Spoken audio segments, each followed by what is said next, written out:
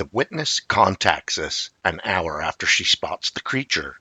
Coldwater Bigfoot spotted on the mountain face, heading towards Garners Cave on Christmas Eve. Lizzie writes RMSO. I saw a Sasquatch about an hour ago around 3 p.m. above North Ogden to the south of Coldwater Canyon, running between two trees. It was far away, and had I not been looking right at it as it happened, I never would have noticed. It was bipedal and dark brown. It wasn't a bear. It wasn't on a trail. It was on the face of the mountain behind the trees going to another group of trees. The only thing I could have mistaken it for was an extra large human dressed in a costume running off trail at fast speeds. RMSO responds, Hi Lizzie. Okay, thank you for reporting it. There have been sightings around Coldwater Canyon in the past, including vocalizations all the way down to the fish farm that is fed by the Coldwater Canyon stream. We've hiked back into Coldwater Canyon a few times because of these sighting reports. At the end of your report, I will put the fish farm Bigfoot incident. Derek lives near Weber High School. He is going to glass the mountain with the spotting scope to see if he might get lucky if it's still around. He let me know he has full view of that part of the mountain, so he is looking for it right now. Hopefully it's still around. With the snowstorm rolling in, I wonder if it's headed to those caves in Garners Canyon. Lizzie continues, Thank you for the reply. Not sure who all would believe me, such an exciting experience. I had 2 separate experiences near Coldwater, but not a true sighting. Thank you. I hope he has luck. It was south of Coldwater slightly between that canyon and that one that has Endless Garners Cave on the face of the mountain. Well, I think it must have been really good size for you to spot it way up there. I hope you guys enjoy. Keep on watching. We're going to keep on squatching. We're in Coldwater Canyon taking a look around for Bigfoot, and I'm going to point the camera down towards the North Ogden trout farm. There was a Bigfoot incident at this trout farm, and the neighborhood around this trout farm has had a lot of Bigfoot activity. Along with the Bigfoot activity, people from this area hear what they think are Bigfoot vocalizations coming from the canyon. Coldwater Creek runs out of Coldwater Canyon and runs right down to the trout farm. This is where they get their water for the trout farm, so it really makes sense that the Bigfoot's following the creek down to the trout farm to get food once in a while. Some of the residents have had sightings where the Bigfoot actually looks into the windows of their home at night.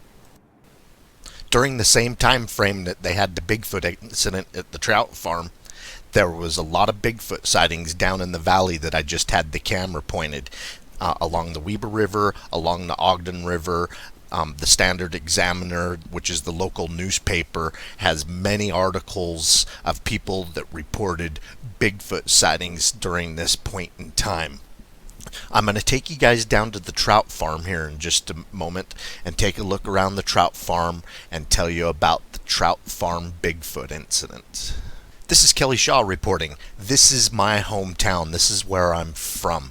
When this trout farm incident became public, it spread like wildfire. I remember it very well. I was a kid interested in Bigfoot. It was then that it dawned on me, with all the Bigfoot activity that was going on, that I wasn't going to have to travel to the Pacific Northwest to search for Bigfoot. I could do it right here in my hometown.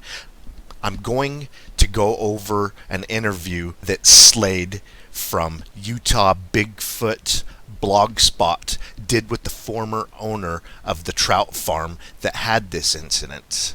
And here goes the report. Slade writes in his blog, he interviews the former owner in North Ogden, Utah in 2010. I had been dying to visit the Cold Springs trout farm for about a year. I had heard there were a lot of different reports from this area, so I had to visit and find out what was happening there. I met the former owner, a spry 71-year-old, and we struck up a conversation. He quickly opened up and offered up the story. I will share it here. Around 1980, there were many experiences in North Ogden. This man who owned the fish farm told a story about how he came out to feed the fish one morning and saw quite a sight. All over the grass next to the pond, he found dozens of dead trout.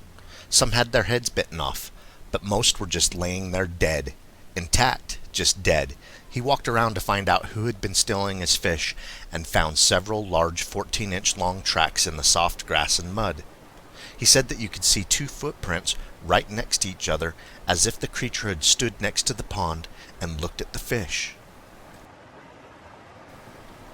When I was visiting there and stood next to the pond, all of the fish immediately came up next to the shore, and I was told they do this because they are used to being fed. The temptation was apparently too great for the Bigfoot, because I told you, you could see where he jumped down into the pond and walked around, and he had disturbed the moss on the bottom of the pond. It was apparent that the Bigfoot started scooping up fish and tossing them on the lawn.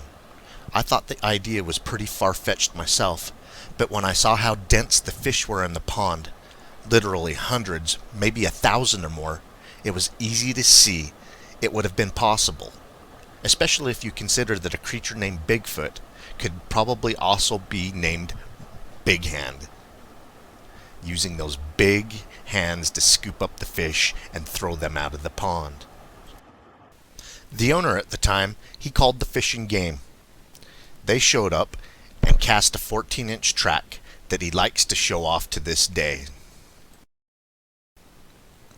This is only one of the several personal stories that he had, which are part of a larger series of occurrences that have happened to nearly everyone who has lived in that neighborhood throughout the years. I had heard that the Coldwater Canyon was a hot spot for Utah Bigfoot activity, but little had prepared me for the fascinating stories that were told to me while I was here. Here are a couple of comments on the blog by people that have lived and visited the area. The first comment is from Michael. I live right above the fish farm and have heard this story many times. Some nights you can hear the dogs barking for miles. Then in 1 second, they all go quiet. You should take a hike up Coldwater Canyon. It's beautiful and a quiet hike, almost too quiet. It's quite creepy actually, and it feels as if you were being watched the whole time. The next comment is made by a guy named Trent. I lived just above the trout farm at the time this happened, in the early 80s. I remember this event very well, along with several other sightings and events. For a period of about 3 weeks, there were sightings and reports of the Bigfoot every single night in the community. We even had our own experience on a night when my brothers and I were sleeping outside in a tent. The Bigfoot laid down on the tent, across my shoulder and leg, to hide from a light on the side of our house, which was turned on from the inside. I have been following Bigfoot stories my entire life ever since. That last statement reminds me a lot of Derek Wright's Bigfoot sighting during the same time frame. He is one of the co-founders of Rocky Mountain Sasquatch organization. It was his Bigfoot sighting in the same community during the same time that turned him into a Bigfoot enthusiast, and it is one of the reasons why he helped create Rocky Mountain Sasquatch organization. I hope you guys enjoyed checking out the trout farm where this Bigfoot incident happened, and the surrounding neighborhood has had quite the experience of Bigfoot. Possibly the trout farm brings the Bigfoot down into the community once in a while for, quote, an easy meal. I hope you guys enjoyed checking out the Coldwater Canyon where the stream comes from. A lot of people in the community think that's where the Bigfoot comes down off the mountain, is through Coldwater Canyon. Follow that creek right down into the community, right down to the trout farm. People claim that they hear Bigfoot vocalizations coming out of that canyon at night. You know, in this day and age, you know, with television, internet, just about everybody has heard some of the more famous Bigfoot vocalizations that have been recorded and put on TV and everything. So when someone hears a Bigfoot vocalization that's similar to that, they're thinking, you know, hey, is that Bigfoot? I hope you guys enjoyed a look around. We're going to keep on squatching. You keep on watching.